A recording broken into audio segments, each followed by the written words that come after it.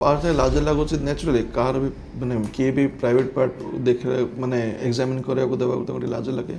But usually हुए नहीं माने आमर प्राइवेट आम प्रैक्टिस आम देखुँ जदि सपोज जन को पेन हो ब्लीडिंग हो दे कम दे माइट से मैंने एकुटी आसपारती क्या न डिले हो से डिले धीरे धीरे धीरे कौन नाई तो कौन जे बहुत गुड़े लोक बहुत अननेसेसरी परामर्श दिखती लोकल घर पाखे के अनेक ना तो ये जिनसा खाईदे कमिज यहाँ करदे कमिज एमती ही से गड़े गड़े 6 मास वर्ष चलते जो कि रक्त बही चलता है एंड हिमोग्लोबिन कमी चलता है सो मोर परामर्श जे जदि आप रक्त पड़ुची ताकू ignore करंतुनी Ashik देखांतु don't think that कि आप भावतुनि कि आप थरे हॉस्पिटल आसले आप ऑपरेशन ही करदे कि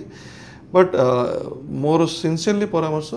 जदि आप इवन ओल्ड एज अच्छा ना आफ्टर 40 इयर्स जब रक्त पड़े तो बिल्कुल ही ताकू इग्नोर करंतुनी देखांतु।